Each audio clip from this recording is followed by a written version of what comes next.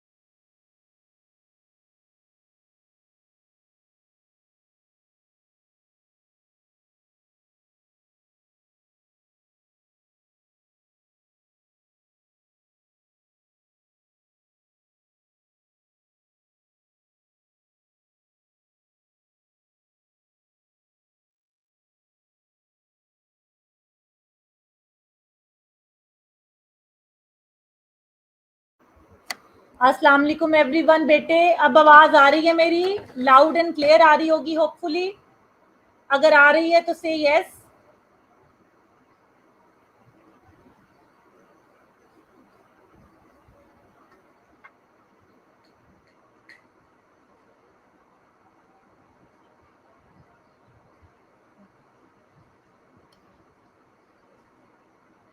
Okay great बेटे, 5 लोग हैं।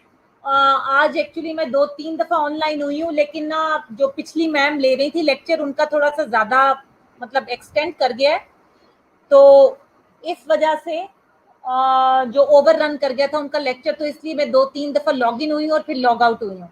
तो अब चूंकि वो जा चुकी हैं, मैं लॉग इन हुई हूँ, मैं थोड़ी देर और दूंगी, कपल ऑफ मिनट्स जो मैं हमेशा देती हूँ, ताकि अगर कुछ और लोग मुझे अभी ग्रुप में या पर्सनल किसका मैसेज आए, ये बच्चे 1-2 मैसेज आए हैं कि मैडम हमारा अभी कोई इश्यू चल रहा है कनेक्ट होने में, तो इनका वेट कर लेते हैं 2-3 मिनट के लिए। तुम लोग तब तक किताबें खोलकर पिछला वाला रिवाइज कर लो और मेरी तरफ से क्वेश्चन के लिए तैयार हो जाओ। मैं जब तक पिछले वाले में से हर चीज पूछूंगी और मुझे पता नहीं लगेगा कि तुम्हें आता है, आई वॉन्ट कंटिन्यू। अटेंडेंस बहुत लो जा रही है, मेरे लेक्चर में attendance low is really shameful, not for me, for you. फिर बाद में तुम लोग रोते हो, मैडम समझ नहीं आ रही फार्मा की, ये नहीं हो रहा, वो नहीं हो रहा। मुझे समझ नहीं आ रही क्या मसला है। डायूरेटिक्स पेज, रोनल्ड किताब के शुरू में एक छोटा सा इंडेक्स बनी होती है, वो किताब कहती है कि ये वाले चैप्टर पे ना मैं इस नंबर पेज पे मौजूद हूँ। वो इंडेक्स खोलो और वहां से देखो कौन सा डायूरेटिक्स पेज, और अब तुम निकाल के सबको बताओ कौन सा पेज है। रोनल्ड पेज नंबर बताएगा, जल्दी करो।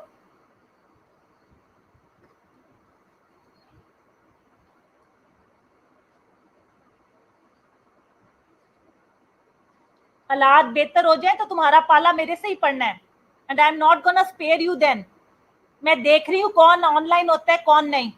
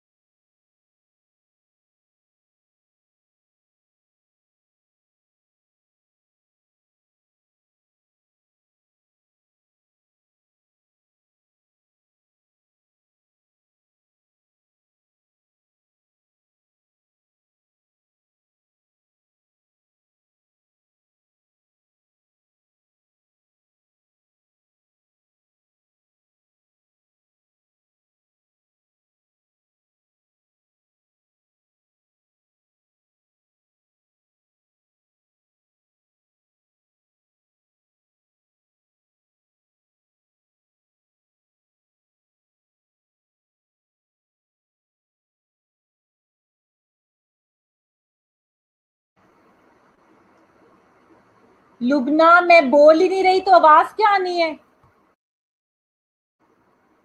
मैंने सबको 2 मिनट दिए हैं पिछला रिवाइज करने के लिए। लुबना बेटे पिछला रिवाइज करो, I am gonna ask questions. पहले मैं पीछे वाले में से क्वेश्चन सुनूंगी, सबके रिप्लाई आएंगे, फिर मैं आगे जाऊंगी।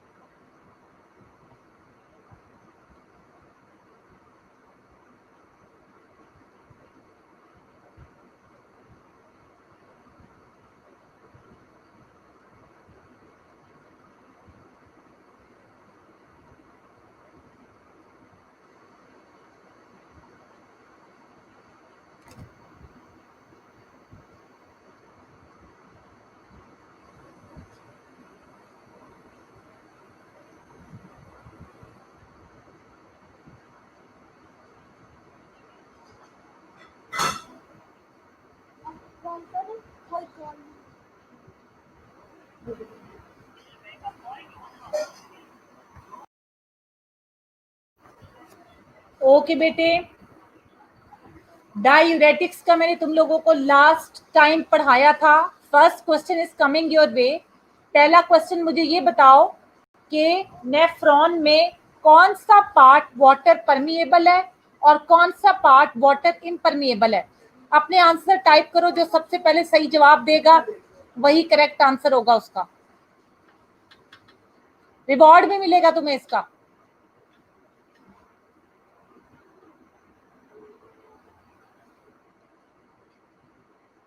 Hopefully you can hear me now.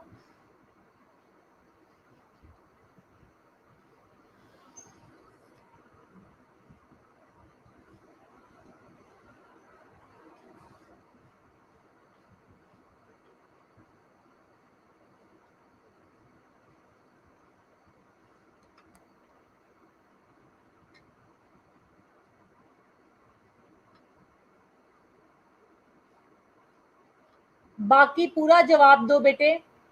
Permeable और इम्परमिएबल दोनों पूछे हैं मैंने, रीजन भी लिखो क्यों, मैंने बताया था।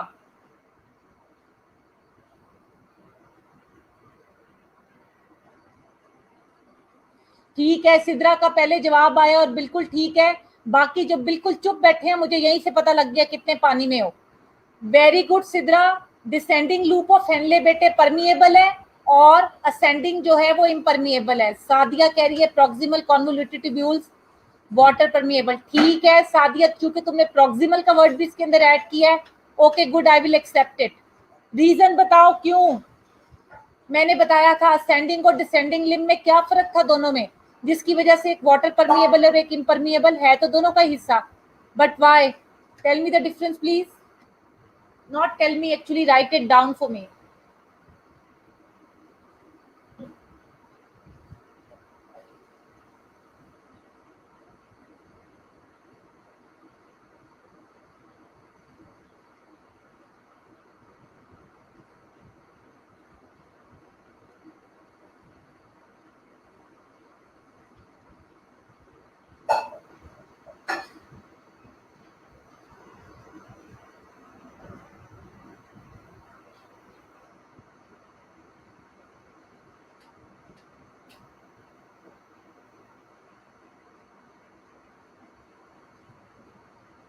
Sadia, water follow the salt बेचते, ये गोल्डन रूल है.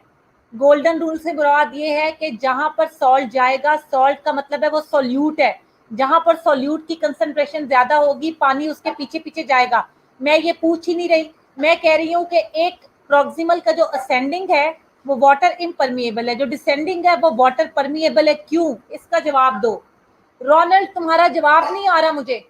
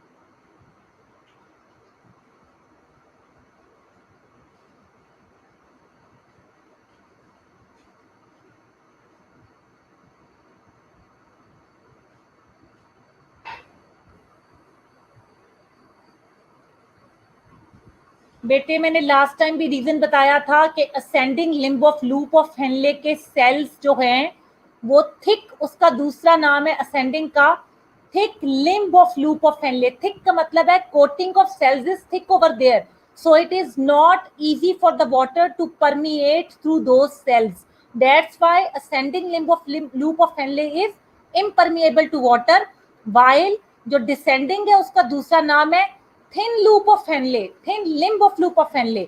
यहाँ पर सेल्स की जो लेयर है वो थिन है, इसकी वजह से वाटर इजीली परमिएट कर जाता है. होपफुली तुम आइंदा नहीं भूलोगे. Next question coming your way, that is हमारे पास कितने चैनल्स हैं नेफ्रॉन के अंदर जिससे आयंस और वाटर की ट्रांसपोर्टेशन होती है, स्पेशली वाटर की.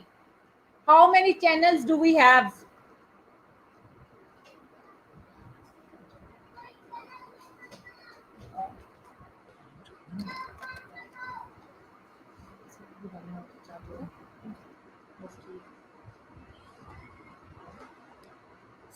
Secretion of ions and water, 5 functional in the nephro.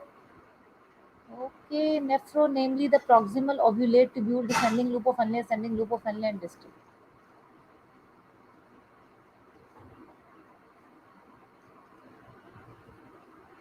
Ronald, ये लाइन सारी की सारी तुमने नेट में से उड़ाई है, गूगल में से सर्च करके.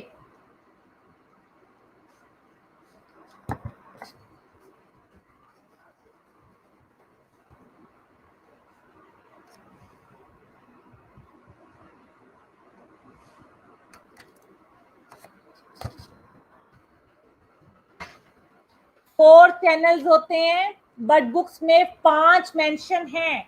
सिद्रा, 127 हमारे पास जो पेज है,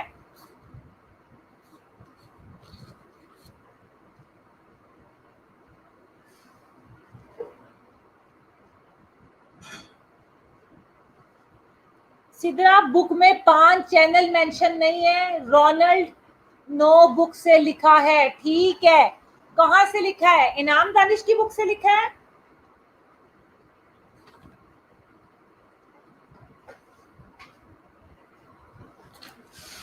यहां पर हमारे पास बुक सिद्रा सबसे पहले बेटे कौन कह रहा था 5 चैनल? सिद्रा बेटे बुक में वो 5 चैनल नहीं है, डायूरेटिक्स की 5 क्लासेस हैं, ठीक है। दूसरी चीज 5 बेटे चैनल नहीं है, 5 क्लासेस है, ठीक है। जो सिद्रा हवाला दे रही है ना डायग्राम का, वो 5 क्लासेस का जिक्र है। दूसरी चीज पे फोकस करो, 4 चैनल्स हमारे पास एक प्रॉक्सिमल में है, एक हमारे पास है अर्ली प्रॉक्सिमल कॉन्वोल्यूटेड में, सॉरी लेट प्रॉक्सिमल कॉन्वोल्यूटेड में, उसके बाद हमारे पास है डिस्टल के अंदर, कलेक्टिंग डक्ट के अंदर और descending limb of loop of Henley के अंदर। इन जगहों पे हमारे पास चैनल मौजूद है, ठीक है। कई बुक्स कॉन्ट्राडिक्ट करती हैं, कई बुक्स में भी 5 लिखा हुआ है, वो एक चैनल का जिक्र होता है डिसेंडिंग के अंदर, बट जो मोस्ट एक्सेप्टेड राय है वो 4 के ऊपर है। Okay, hopefully you got it now. अगला क्वेश्चन है, मैंने तुम लोगों को बताया था कि सबसे पहली वाली जो क्लास थी जिसका नाम था ऑस्मोटिक डायूरेटिक्स, मैंने कहा था वो ऑस्मोसिस के प्रिंसिपल पे है। वो ऑस्मोसिस का प्रिंसिपल क्या है, यहां लिख के दिखाओ मुझे।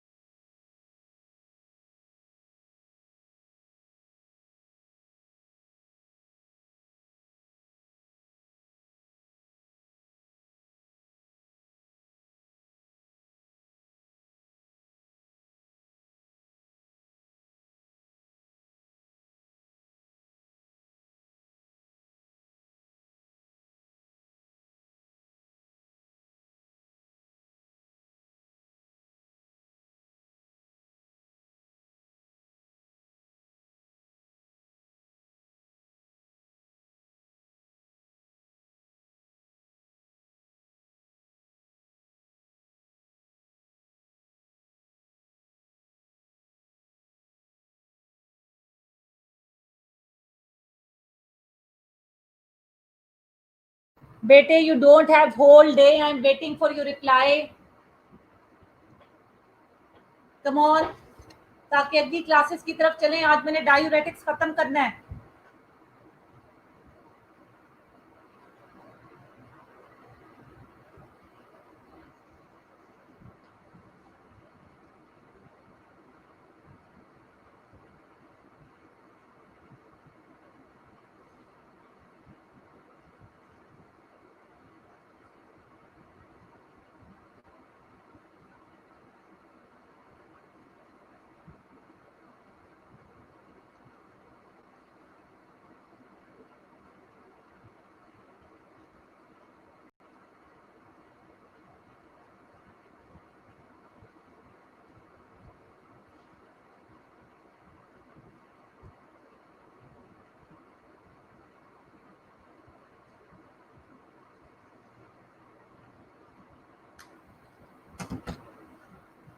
सिद्रा मूवमेंट ऑफ कौन से पार्टिकल बेटे? सोल्यूट के सॉल्वेंट।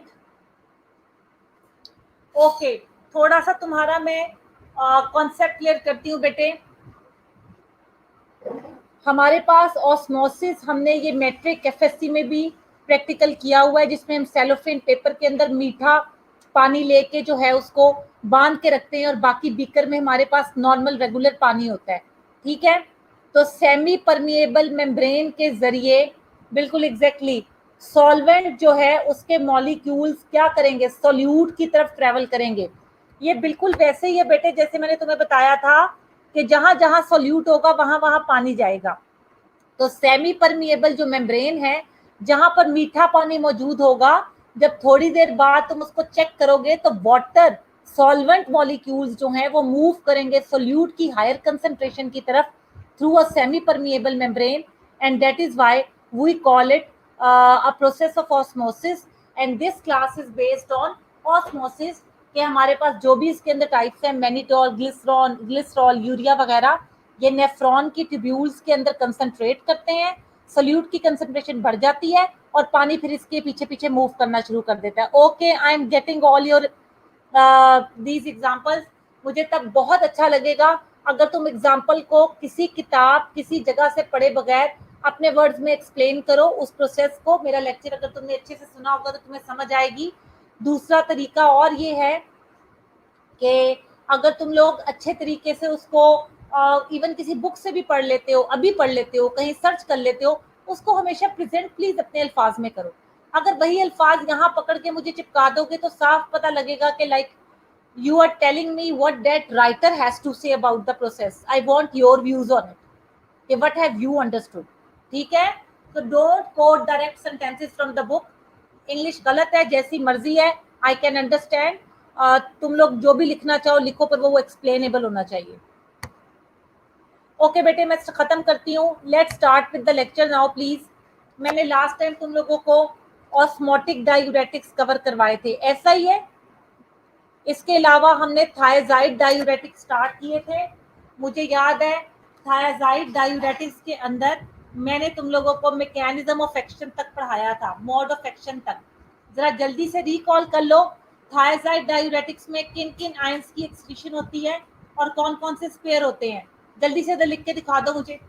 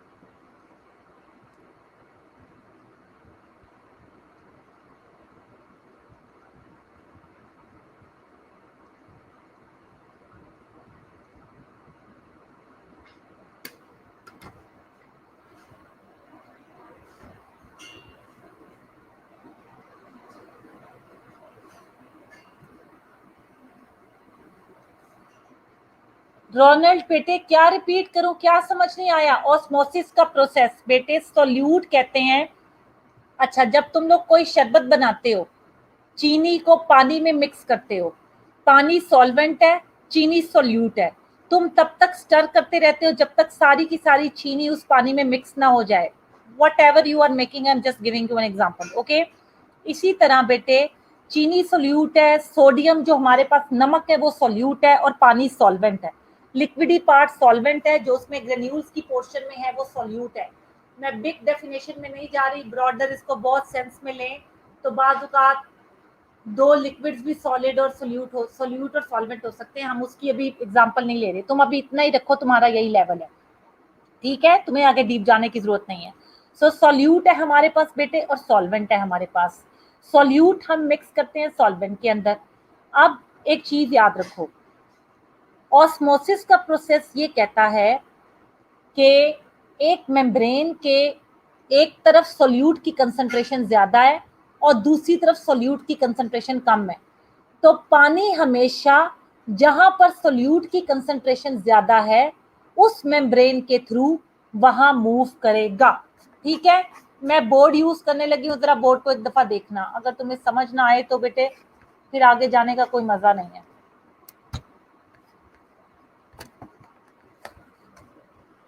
ये मैंने हमारी नेफ्रॉन की ट्यूब्यूल बनाई है। ये जो नेफ्रॉन है ना, मैंने लास्ट टाइम ये नेफ्रॉन का स्ट्रक्चर बनाया था, पहले से आज बेटर कंट्रोल हो गया मेरा। होपफुली तुम्हारी क्लासेस तक मैं इसकी एक्सपर्ट हो जाऊंगी।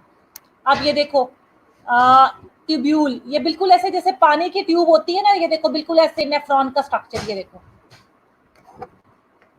ठीक है, ये उसी को ट्यूब्यूल कह रहे हैं यहाँ पे। अब मैं बताती हूँ क्या इशू है। यहाँ पर ये जो अंदर का पोर्शन है और ये चीज, ये ट्यूब्यूल है। क्या है ये ट्यूब्यूल है। अब देखो, जब तुम लोग ऑस्मोटिक डायूरेटिक्स खाते हो जिसमें मैनिटोल, ग्लिसरीन, यूरिया, आइसोसोर्बाइट सब कुछ आता है, वो क्या होता है कि उसके ना ये सोल्यूट के डॉट्स देख रहे हो जो मैं लगा रही हूँ प्लीज, ये समझो कि ये मैनिटोल है जो कि ऑस्मोटिक डायूरेटिक है। ये है बोमेंस कैप्सूल। यहाँ पर ये मैनिटोल ग्लोमेरुलस जो कि जाल है हमारे पास कैपिलरीज का, उससे फिल्टर होकर ट्यूब्यूल के अंदर आती है। अब ये वाली जो ट्यूब्यूल के अंदर हालत है ना, वो मैंने यहाँ ड्रॉ कर दी है। जब ये ट्यूब्यूल के अंदर आ जाती है मैनिटोल, तो दोबारा ब्लड के अंदर एब्जॉर्ब नहीं होती और नेफ्रॉन की इस ट्यूब्यूल के अंदर ही रहती है। जब ये नेफ्रॉन की ट्यूब्यूल के अंदर ही रहती है, तो जो पानी बाहर मौजूद होता है, ये नेफ्रॉन के बाहर की बात कर रही हूँ, ये नेफ्रॉन की मेम्ब्रेन को समझो, वो सेमी परमिएबल मेम्ब्रेन जो तुम्हें कहता है ऑस्मोसिस का प्रोसेस। तो जो पानी यहाँ बाहर मौजूद है ना, इधर बाहर, वो क्या करेगा, ट्यूब्यूल के अंदर जाएगा, क्योंकि सोल्यूट की कंसंट्रेशन ट्यूब्यूल के अंदर बाहर की निस्बत ज्यादा है मैनिटोल वगैरह खाने की वजह से, क्योंकि वो अंदर जाके कंसंट्रेट हो गया ट्यूब्यूल के अंदर, लेकिन बाहर कम है। वाटर ऐसे मूव करेगा और इन द एंड हमारी बॉडी से निकल जाएगा और एडिमेटर स्टेट को हम ऐसे ट्रीट कर सकें। I hope it's clear now. ठीक है, उसके बाद बेटे चलती हूं मैं आगे। मैंने पूछा था जरा मुझे मैकेनिज्म बता दो। थायराइड डायूरेटिक्स में बेटे सोडियम एक्सक्रीट होता है। इसके अलावा अगर तुम अपनी किताब में तस्वीर देखो कि थायराइड डायूरेटिक कहाँ एक्ट करते हैं, तो प्लीज देखो चौथे नंबर पे लिखा हुआ है distal convoluted tubules. Thyroid diuretics यहाँ पर एक्ट करते हैं। एग्जांपल इसकी मैंने तुम्हें बता दी थी। अब ये थायराइड डायूरेटिक्स का यहाँ मैकेनिज्म ऑफ एक्शन ये है कि हमारे पास ये एक्सक्रीट करवाते हैं पोटेशियम को, सोडियम को अलोंग विद वाटर, और रीअब्जॉर्ब करवाते हैं कैल्शियम को। ठीक है, और मैग्नीशियम की जो एक्सक्रीशन है वो भी इंक्रीज होती है। तो कैल्शियम को ये रीअब्जॉर्ब करवाते हैं, बाकी सबकी ये इंक्रीज्ड एक्सक्रीशन करवाते हैं। ये इसका मैकेनिज्म ऑफ एक्शन है। नीचे एक जनरल एक्शंस वो डिस्कस कर रहा है। इन जनरल एक्शंस का मतलब है फार्माकोलॉजिकल एक्शंस। वो जनरल एक्शंस क्या है? जनरल एक्शंस ये हैं increased excretion of sodium and chloride, ये तुमने मैकेनिज्म में भी पढ़ा है। लॉस ऑफ पोटेशियम, पोटेशियम भी तुमने पढ़ा, निकल जाता है बॉडी से। डिक्रीव्ड यूरिनरी कैल्शियम एक्सक्रीशन, पोटेशियम को बेशक निकाल रहा है, सोडियम को निकाल रहा है, क्लोराइड को निकाल रहा है, लेकिन कैल्शियम को नहीं निकाल रहा, कैल्शियम को बॉडी में स्पेयर कर रहा है। Hypotensive, thyroid has anti hypertensive effect due to decreasing peripheral resistance. Peripheral resistance को ये कम कर देता है। ब्लड प्रेशर की डेफिनेशन है cardiac output into total peripheral resistance. BP is equal to cardiac output into total peripheral resistance. दोनों में से जो भी चीज कम होगी, चाहे कार्डियक आउटपुट कम हो चाहे टोटल पेरिफेरल रेजिस्टेंस कम हो, बीपी कम हो जाएगा। तो यहाँ पर वो यही कह रहा है कि thyroid has anti hypertensive. Please यहाँ बुक में स्पेलिंग ठीक कर लेना। हाइपर इन एव लिखा हुआ है, हाइपर के बाद टी आना है, आर के बाद आई आना है, ए को कट करके सेव। आम जो हाइपरटेंसिव के स्पेलिंग है उसको ठीक कर लो। आई होप इतना तुम्हें पता है। ठीक है, पेरिफेरल रेजिस्टेंस को कम कर देता है, बीपी नीचे आ जाता है। हाइपरग्लाइसेमिक थायराइड में cause hyperglycaemia by inhibiting pancreatic release of insulin और by blocking peripheral glucose utilisation. जहां पर ये एक अच्छे काम करता है, तो एक इसका इशू ये भी है कि थायराइड डायूरेटिक जो है वो हाइपरग्लाइसीमिया करवाता है, यानी बॉडी में ग्लूकोज का लेवल बढ़ा देता है। क्यों बढ़ा देता है? जो ग्लूकोज बनी होती है उसकी यूटिलाइजेशन को कम कर देता है, उसकी यूजेज को कम कर देता है। या दूसरा क्या करता है, इंसुलिन को वैसे बॉडी से सिक्रीट नहीं होने देता जितनी वो नॉर्मली होती है। Hyperuricemic, they increase the plasma uric acid level by reducing renal tubular excretion of it. एक चीज और करता है, प्लाज्मा यूरिक एसिड लेवल को ये बढ़ा देता है। क्या करता है? बाय रिड्यूसिंग, जो यूरिक एसिड ने किडनी के थ्रू और फिर in the end eventually urine के थ्रू बॉडी से एक्सक्रीट आउट होना होता है, ये उसको स्टॉप कर देता है। और क्या कर देता है, इस तरह जब वो प्लाज्मा में यूरिक एसिड का लेवल बढ़ जाता है तो ये हाइपरग्लाइसीमिया करवाता है और हाइपरयूरिसीमिया करवाता है। Now I want you to read it till here.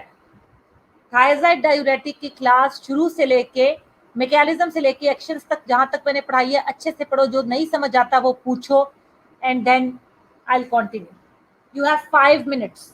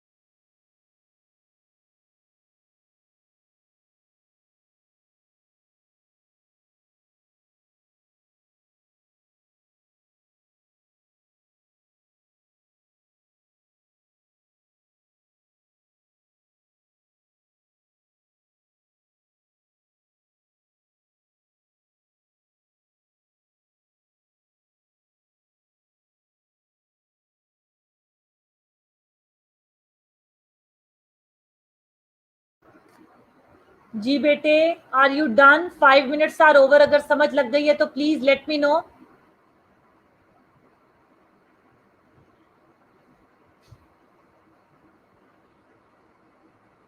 Hopefully Ronald बेटे, जो मैंने एक्सप्लेन किया आपको भी समझ लग गया होगा। अगर कोई क्वेश्चन है तो ask me here.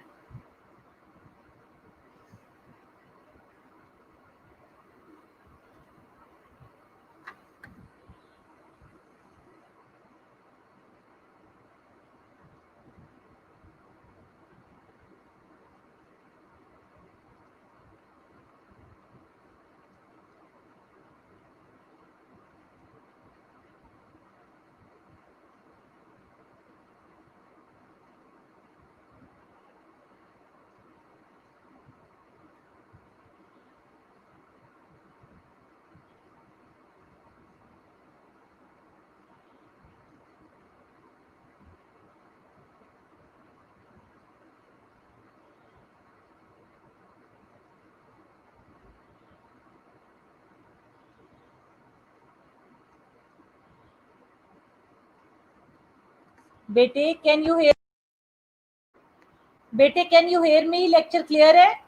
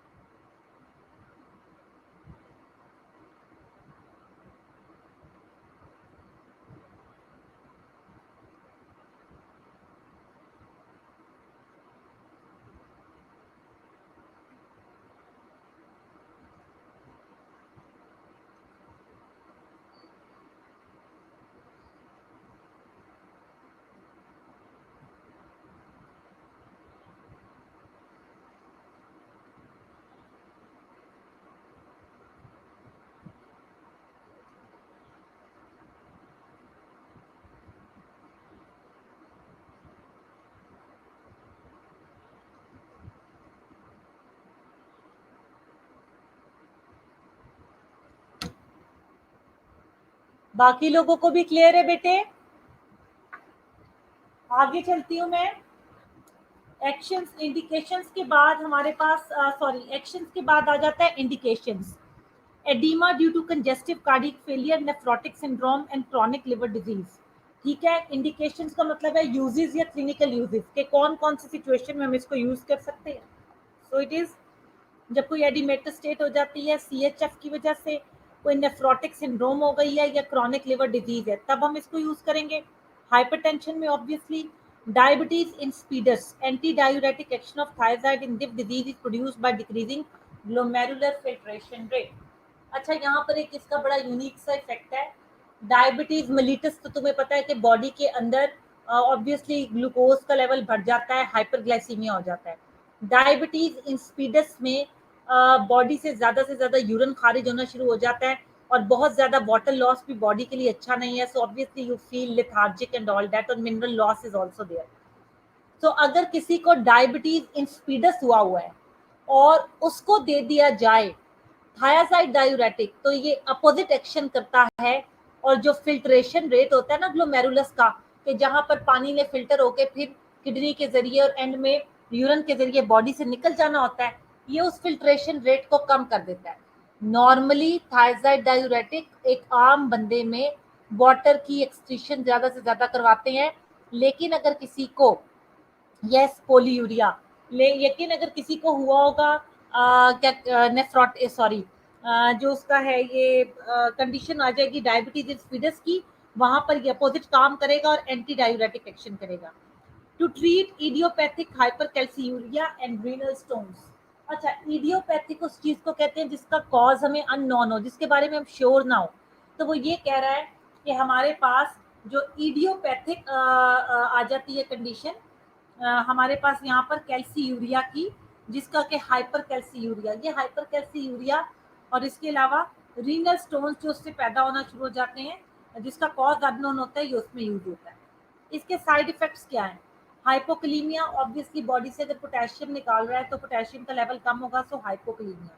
Hyper uricaemia, मैंने तुम्हें बताया था यूरिक एसिड का लेवल बॉडी में बढ़ा देता है, क्योंकि ये यूरिक एसिड की एक्सक्रीशन को कम कर देता है। वॉल्यूम डिप्लीशन, पानी की कमी होना शुरू हो जाती है, ज्यादा से ज्यादा पानी बॉडी से निकलना शुरू हो जाता है। हाइपर ये लिखा हुआ है हाइप कैल्सीमिया, प्लीज ये हाइपर है क्योंकि बॉडी में कैल्शियम को ये उसकी एक्सक्रीशन को कम कर रहा होता है, सो हाइपर कैल्सीमिया करवाता है। फिर हाइपरग्लाइसीमिया, ये भी मैंने ऊपर एक्सप्लेन किया, ग्लूकोज की यूटिलाइजेशन को कम करवा देता है। और hyper sensitivity reaction like purpura, dermatitis, blood dyscrasias and necrotising vasculitis. Purpura तुम्हें पता है, पर्पल पर्पल जो आना शुरू हो जाता है, पर्पल स्किन होना शुरू हो जाती है। डर्मेटाइटिस, जहाँ टाइटस का लग जाएगा उसका मतलब है इन्फ्लेमेशन, स्किन की inflammation. Blood dyscrasias, red blood cells जो है वो डिस्ट्रॉय होना शुरू हो जाते हैं।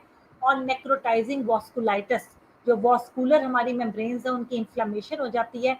नेक्रोसिस, नेक्रोसिस एक ऐसे अमल को कहते हैं जैसे कि ब्रेक डाउन कह लो, यू कैन नॉट डिस्टिंग्विश। एक नेक्रोटिक स्लाइड अगर तुम लोगों ने पैथोलॉजी में देखी हो, तो जब हम नेक्रोसिस के अमल को देखते हैं तो वो चीजी सी अपीयरेंस होती है उसकी। I mean you can not disintegrate different components, so increase plasma lipid leading to atherosclerosis. Body में प्लाज्मा लिपिड लेवल को भी बढ़ा देती है, जिसकी वजह से जब भी लिपिड का लेवल बॉडी में बढ़ जाएगा तो ऑब्वियसली एथेरोस्क्लेरोसिस की कंडीशन अराइज होगी। Please read it till here, और फिर मैं आगे कंटिन्यू करती हूँ। दोबारा 5 मिनट दे रही हूँ, आज मैंने ये चैप्टर खत्म करना है, सो हिम्मत करो।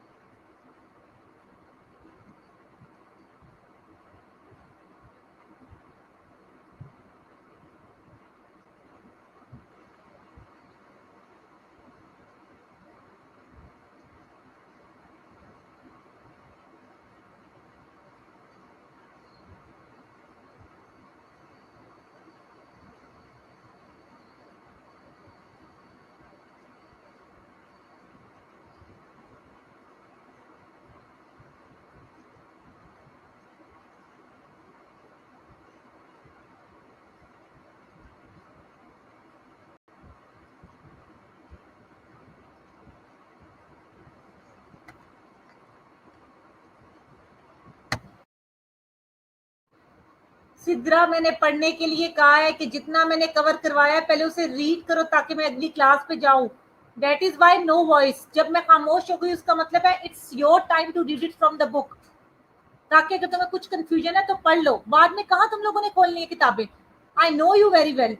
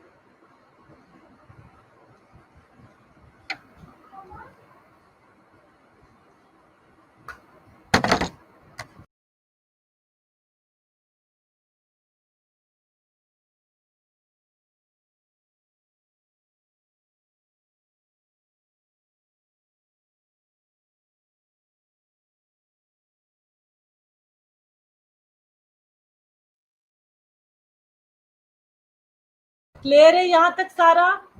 एवरीबडी बेटे क्लियर है? कोई क्वेश्चन है? रोनाल्ड, सिद्रा, सादिया, सब कुछ क्लियर है?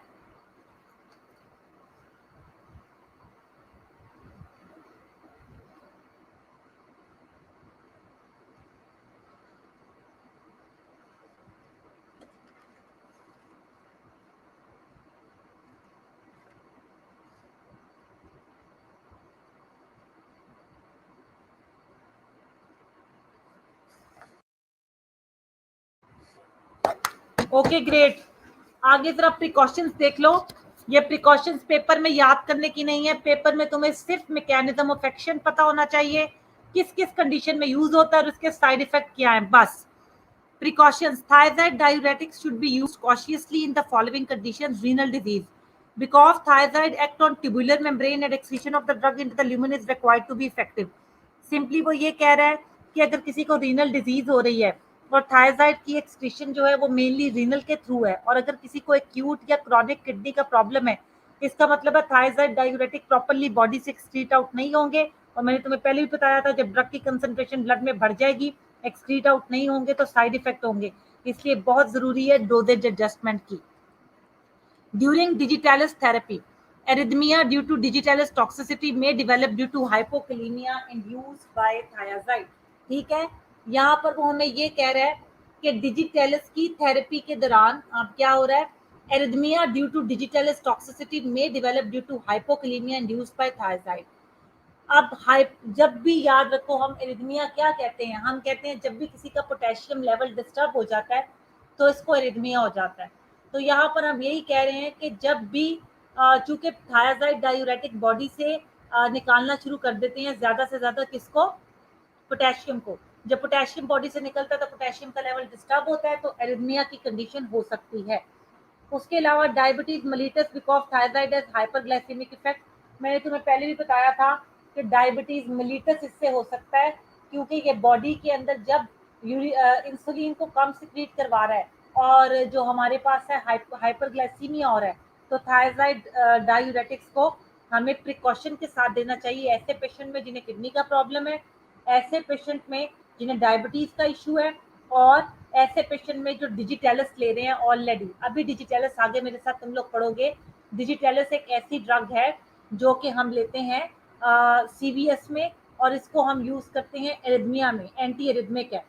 सो डिजिटेलस हाइपोकलीमिया थायराइड की वजह से बॉडी में पोटेशियम का लेवल कम हो जाता है, डिजिटेलस ड्रग का लेवल बढ़ जाता है क्योंकि ये उसकी एक्सक्रीशन को कम कर देती है, जिसकी वजह से डिजिटेलस इंड्यूस टॉक्सिसिटी बॉडी में हो जाती है।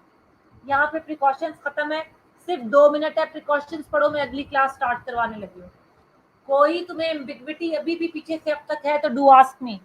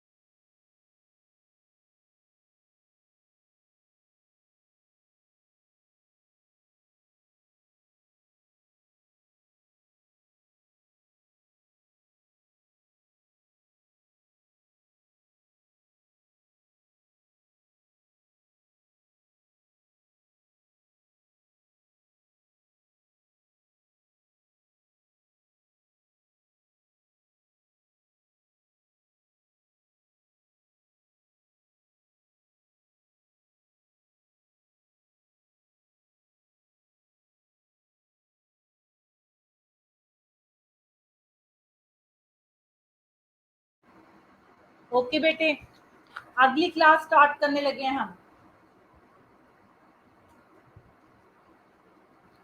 अगली क्लास का नाम है लूप डायूरेटिक्स, जिसमें आ जाती है फ्रूसिमाइड, टॉर्सिमाइड, ब्यूमेटिनाइड और इथाक्रेनिक एसिड। ठीक है, सबसे कॉमनली यूज्ड ये क्लास है जो हम लोग यूज करते हैं बेटे।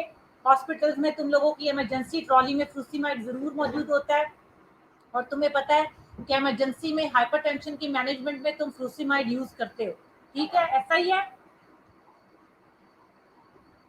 फ्रूसिमाइड डायूरेटिक्स का दूसरा नाम है high ceiling sorry loop diuretics. Loop diuretics का दूसरा नाम है हाई सीलिंग डायूरेटिक्स।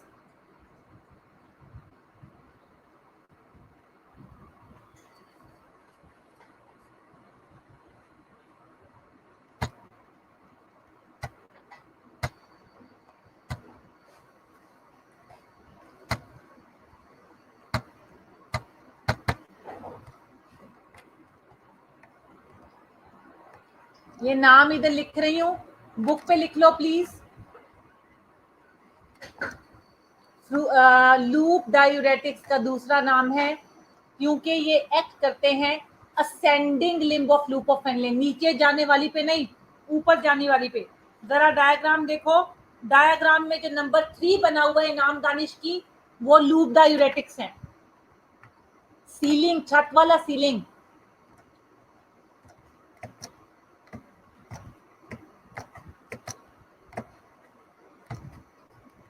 तो बहुत टेरिबल राइटिंग आ रही है मेरी, बिल्कुल भी मुझे इस पे कंट्रोल नहीं है अभी, कभी हो जाता है कभी नहीं। हाई सीलिंग डायूरेटिक्स है बेटे, ये है दूसरा नाम लूप डायूरेटिक्स का।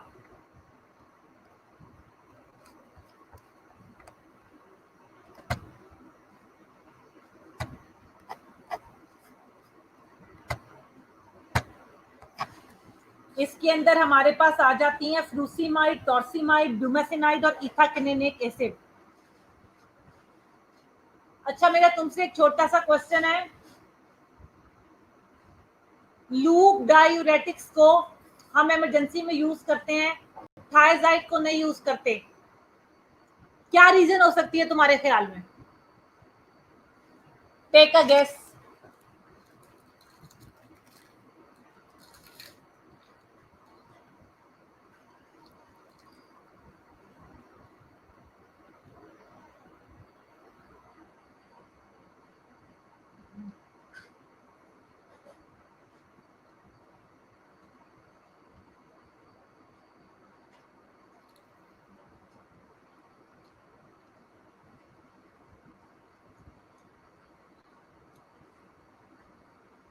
You don't have the whole day बेटे, सिर्फ 2 मिनट है, नेट पे नहीं मिलने वाला तुम्हें, अगर सर्च कर रहे हो तो खुद से सोचो।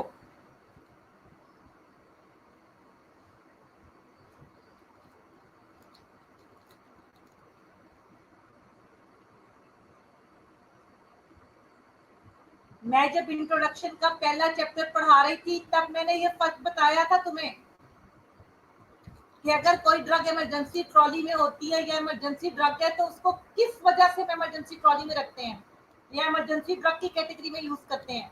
You have to tell me, silly सा आंसर है इसका।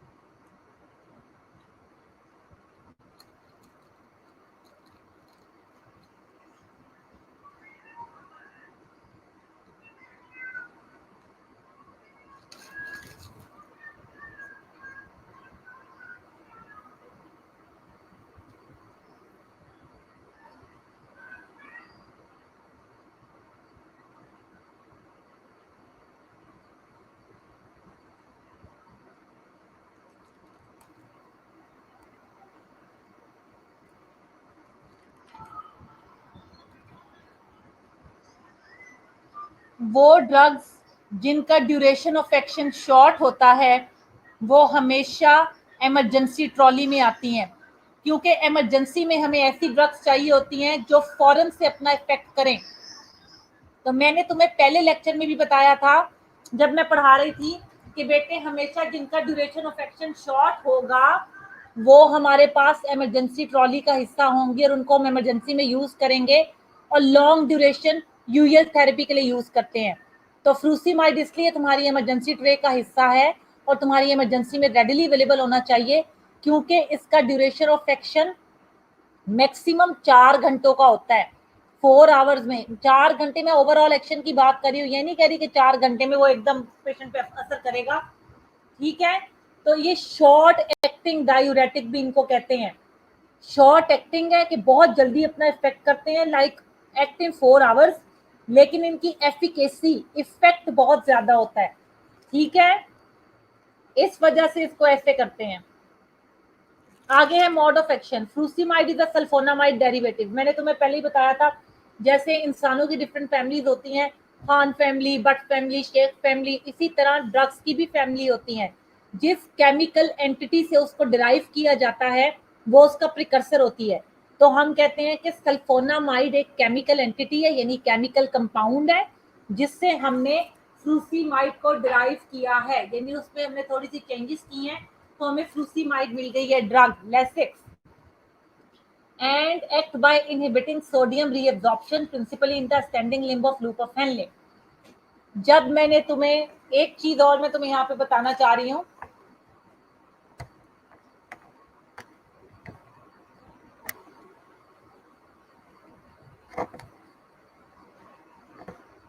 ये मैंने जल्दी से एक भयानक सी नेफ्रॉन बना दी है, इसको देखो जरा। जो फ्रूसीमाइड है ना, मैंने तुम्हें बताया था एक चैनल मेरे पास यहाँ मौजूद है, एक चैनल मेरे पास यहाँ मौजूद है, एक चैनल यहाँ और एक आखिरी कलेक्टिंग डक्ट में। याद रखना सबसे ज्यादा सोडियम जो रीएब्जॉर्ब होती है, रीएब्जॉर्ब यानी कि नेफ्रॉन से दोबारा ब्लड में चली जाती है, वो जाती है यहाँ से, इस चैनल से, जो कि ascending limb of loop of Henle में ये दरवाजा मौजूद है। चैनल का मतलब दरवाजा। ये सोडियम को कहता है चलो भाई तुम ऐसा करो, तुम जल्दी से ब्लड में दोबारा चले जाओ। अब ब्लड में सोडियम जब दोबारा चला जाएगा तो हाइपरटेंसिव क्रिएशन की सिचुएशन दोबारा आ जाएगी। तो फिर उसको फौरन से ट्रीट करने के लिए हम फ्रूसीमाइड लूप डायूरेटिक या लेसिक्स लेते हैं, जो इफ ट्रांसफर को रोक देती है, यानी नहीं होने देती ये सॉल्ट को दोबारा रीएब्जॉर्ब ब्लड के अंदर नहीं होने देती। अर्ली डिस्टल ट्यूब्यूल पे भी इसका थोड़ा सा इफेक्ट है, बट मेनली इफेक्ट इसका सेंडिंग लूब ऑफ फेनले पे है। It interferes with the excretion of greater volume of water for a given amount of sodium than diuretics then do not act on the. It interferes with excretion of greater volume of water for a given amount of sodium than diuretics that do not act on loop of Henle। अच्छा जी, ये वाली जो line आ रही है इसके अंदर ये छोड़ दो, तुमने बस यहीं से करना है। Principally in the ascending limb of loop of Henle, but also in the early distal tubule and the proximal convoluted tubules। बस यहीं तक किताब में मार्क कर लो। इसके आगे जो लिखा हुआ है ना इट इंटरफेयर विद एक्सीशन, वो करने की जरूरत नहीं है तुम्हें, बस इतना ही तुमने ये पॉइंट लिखना है। दूसरे पॉइंट पे आओ। It produces mild renal vasodilatation and a slight increase in the glomerular filtration rate. GFR level को जरा सा बढ़ा देती है, और इसके अलावा जो हमारी रीनल में वेसल्स हैं, यानी कि हमारे किडनी में जो वेसल्स हैं उनकी डायलेटेशन करवाती है। तो याद करो जब भी किसी चीज की वेसल्स की डायलेटेशन होगी तो टोटल पेरिफेरल रेजिस्टेंस कम हो जाएगा। जब टोटल पेरिफेरल रेजिस्टेंस कम हो जाएगा तो बीपी भी कम हो जाएगा। मैं एक्सप्लेन करती हूँ, दोबारा सुनना जरा।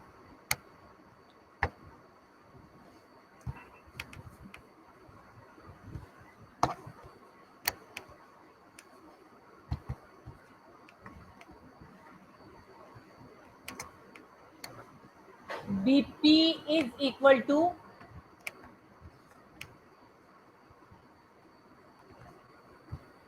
peripheral resistance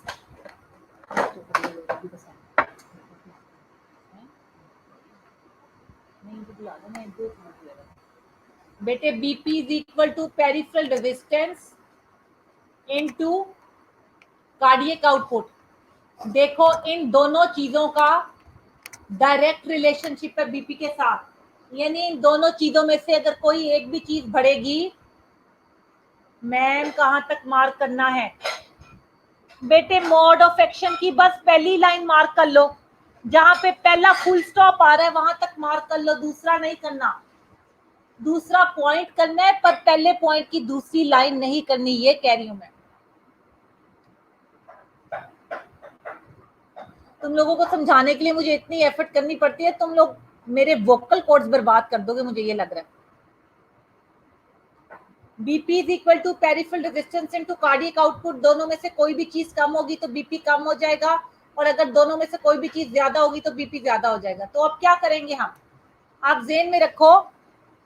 अच्छा जी, अब यहाँ पर क्या हो रहा है कि रीनल वेजोडाइलेटेशन करवा रहा है। जब भी वेजोडाइलेटेशन होती है पेरिफेरल रेजिस्टेंस कम होता है कि ज्यादा होता है? चलो तुम बताओ मुझे। जब वेसल्स डायलेट करेंगी तो पेरिफेरल रेजिस्टेंस कम होगी कि ज्यादा होगी?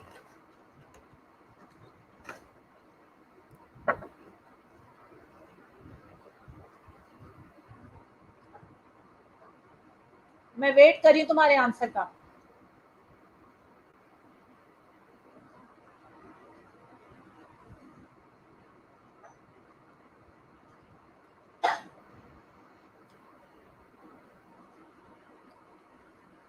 वेरी गुड शहर, कम होगी।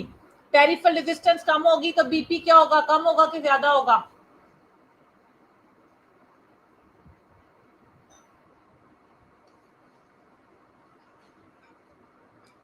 वेरी गुड रोनाल्ड, बीपी भी कम होगा।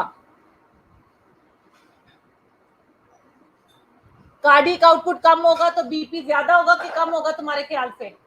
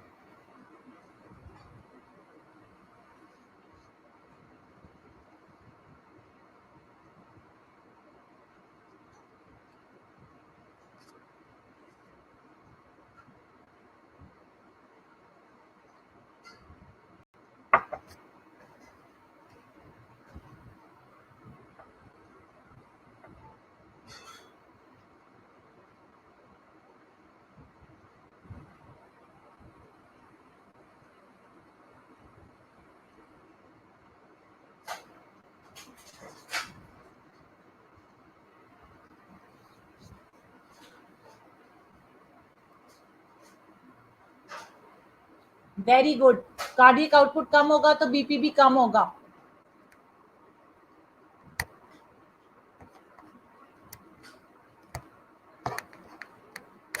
अब देखो आगे,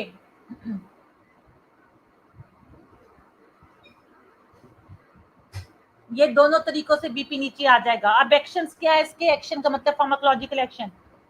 किडनी पे क्या करते हैं loop diuretics? Loop diuretics act even in patients of impaired renal function.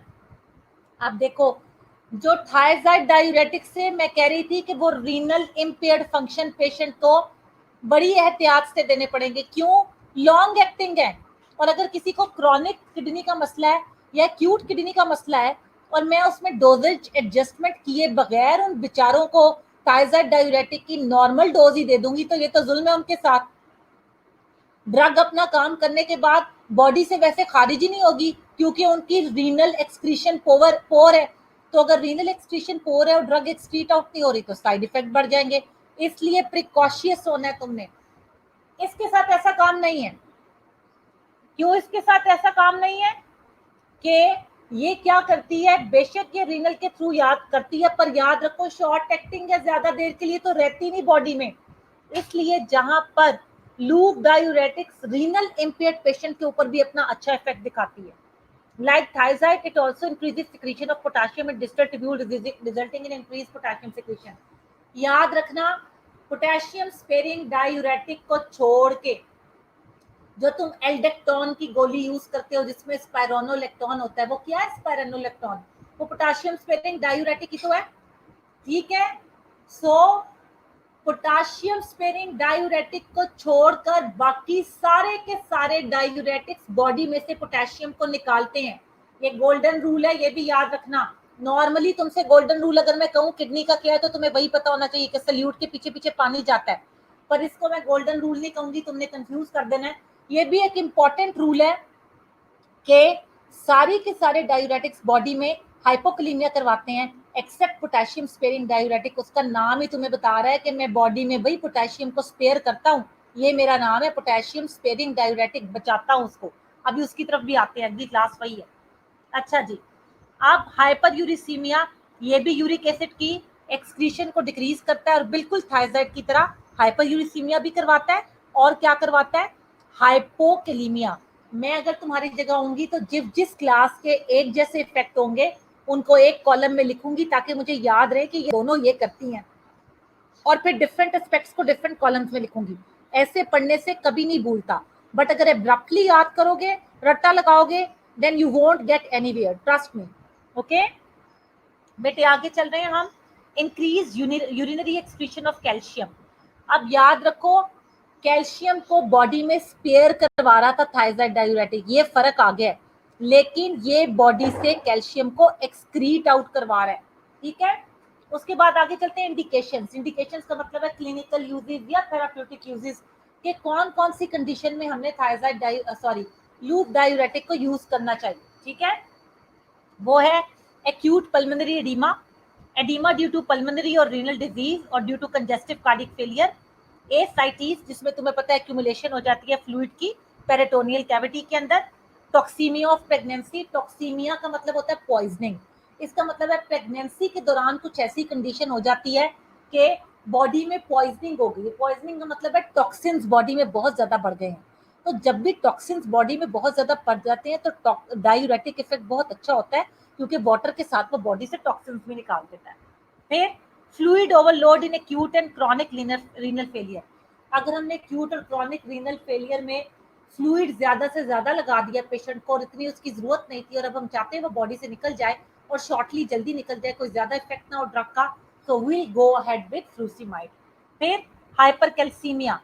अब ये क्या करता है? बॉडी से कैल्शियम को निकालता है। अगर मुझे हाइपरकैल्सीमिया हुआ है, मेरी बॉडी में कैल्शियम ज्यादा आ गया है, तो बेटे तुम मुझे ये ड्रग दोगे, क्योंकि ये कैल्शियम को बॉडी से एक्सक्रीट करवाएगा, और इसकी वजह से कैल्शियम का लेवल बॉडी में बढ़ने की वजह से जो कैल्शियम नेफ्रोलिथ्स बनते हैं, नेफ्रो का मतलब नेफ्रॉन, लिथ्स का मतलब स्टोन्स। बॉडी में जो स्टोन बनते हैं वो डिफरेंट टाइप के होते हैं, जो जिस मटेरियल से बनता है, जो सिलेशियस होंगे वो सिलिकॉन से बने होंगे, जो बने होंगे कैल्शियम से वो कैल्शियम के बने होंगे। तो ये बॉडी में कैल्शियम स्टोन से जो हिंड्रेंस होगी नॉर्मल यूरिनरी प्रोसीजर के अंदर, उसमें हमें हेल्प आउट करेगा। साइड इफेक्ट बेटे प्लीज इसके बिल्कुल वैसे ही है, हाइपोटेंशन, हाइपोवोलेमिया, वही सारे जो तुमने पीछे पढ़े थे। एलर्जिक फिर इसके रिएक्शंस हैं, मैं इसको रिपीट नहीं करूंगी, ये सारे मैं पहले क्लियर कर दूंगी। एक चीज बस याद रखना, जो इसका एक खास साइड इफेक्ट है, फ्रूसीमाइड को अगर अमाइनोग्लाइकोसाइड जो कि एंटीबायोटिक की एक टाइप है उसके साथ दिया जाए, या फ्रूसीमाइड को हाई डोजेज में दिया जाए, तो ये ऑटोटॉक्सिसिटी करवाता है, यानी हेयरिंग लॉस भी करवा सकता है। फिर उसके बाद है वो कह रहा है ethacrynic acid and bumetanide have actions, indications and side effects similar to torsemide, frusemide की तरह ही इसके साइड इफेक्ट्स हैं।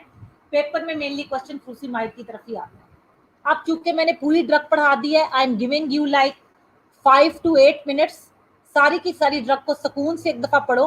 कोई क्वेश्चन है पूछो, क्लियर हो जाए तो यहाँ पर मुझे बता दो, मैं अगली क्लास की तरफ चलूँ।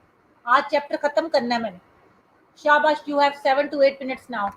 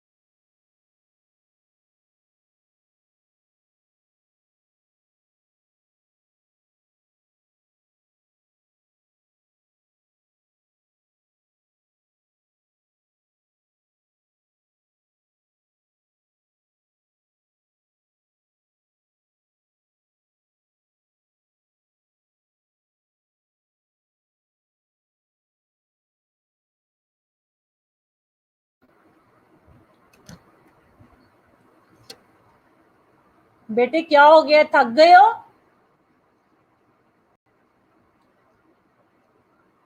और समझ नहीं आ रहा? मैं इतना रोक दूं? Are you sure? एक क्लास रह गई है बस, लेकिन अगर वाकई तुम्हें कुछ समझ नहीं आ रहा तो आई वॉन्ट अहेड बेटे, गो अहेड।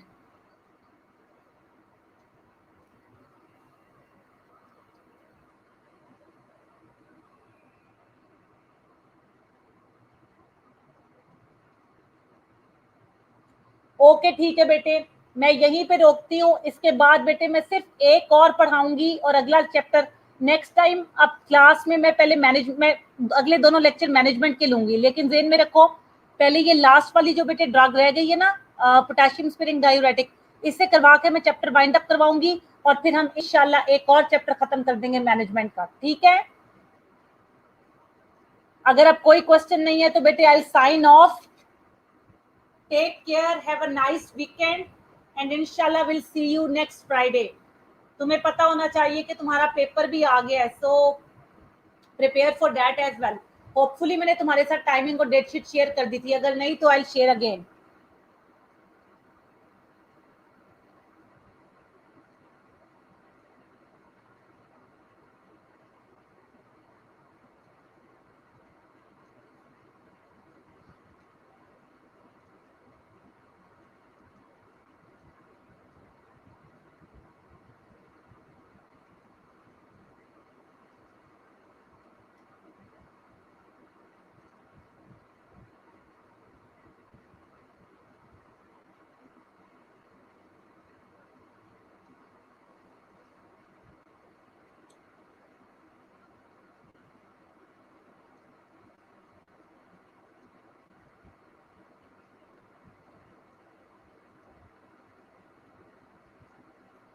लीडरशिप के टॉपिक बेटे मैंने जब लास्ट टाइम बताए थे, तुम लोगों ने स्नैपशॉट नहीं ली थी? मैंने लीडरशिप के भी तो क्लास में शेयर किए थे। अगर नहीं तो मैं दोबारा शेयर कर दूंगी, कोई बात नहीं, टाइम टेबल भी और टॉपिक्स भी। Now I am signing off बेटे, see you next week. all of you take good care of yourself and study hard, okay? That's why you are in this course. Best of luck bete. Allah Hafiz.